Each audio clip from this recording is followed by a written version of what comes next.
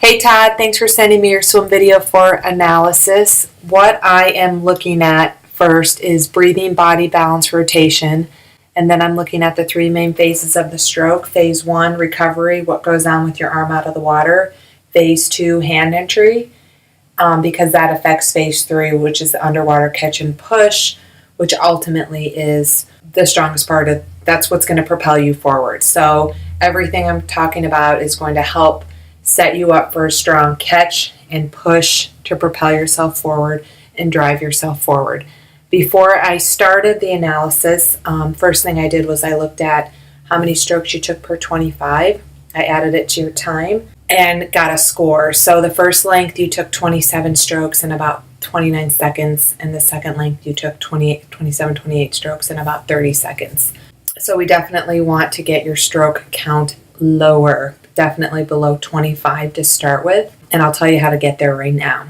So when it comes to breathing, body balance, and rotation, you have pretty good body balance, your kick is fine. I usually don't have athletes kick very much, so you're using your quads and hip flexors, your legs aren't sinking. You have some rotation. I just want to point out that what drives your rotation is the underwater catch and push. That's what drives your rotation. And you definitely have a weakness in your left arm is coming out very short. But let's backtrack. So I would like to see you actually breathe a little bit less than you are now, and not every stroke. And if you could throw in that non-dominant side breathing, that'll just help with body rotation and get you more comfortable being on the non-dominant side. So let's start with recovery. Your recovery actually looks pretty good. You have a nice elbow bend. It's not too wide. It's not too tight and narrow. Because you have a decent rotation, that part actually looks pretty good. I want to jump right to hand entry. What you're doing with your right arm is, for some reason, after you enter, you kind of push your hand away like that, and then the left side is entering and flattening out. So you have this flatness, straight flatness, and you have this weird thing with your right arm. When you enter, you want to focus on entering at a steeper angle with your fingertips, wrist, and then elbow, and then you rotate. So when my right arm is entering, my left arm is pulling and I'm rotating. When my left arm is entering, my right arm is pulling and driving my rotation.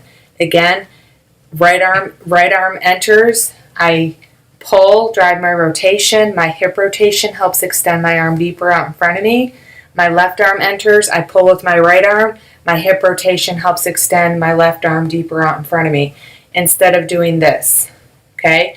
So the two drills I'd have you do is fist drill and head out of the water drill to really work on that hand entry. And then your underwater pull, it looks like you're swimming over that black line, which is good. So I just want to make sure you're watching your arms pull over that center line, not crossing your body, not pulling wide, driving your hip rotation, and all the way past your hip. So that's the main thing I noticed in your left arm. You were cutting your left arm out at your hip, and you weren't getting that full extension, so you weren't maximizing your propulsion with your left arm. So you want to make sure you do that with your left arm and right arm, and you will start to take less strokes per length when you focus on the catch and the push. And the catch should be fairly deep in front of you. You don't want to catch too early. You want to catch deep. That high elbow catch just means your elbows above your wrist, above your fingertips, and then you pull all the way past your hip. So quick review, jumping in right to fist, head out of the water drills, really working on that hand entry. And then I'd probably have you do a few catch-up drills where you're working on the catch part of the stroke, where one hand catches up to the other hand. You work on the catch part of the stroke, the catch part of the stroke, and then I'd probably have you doing some underwater doggy paddle drills just to really strengthen your underwater pull. If you have any questions, we'd love to hear your voice on voicemail at speakpipe.com/endurance hour, or you can just shoot me an email and let me know. Make it a great day.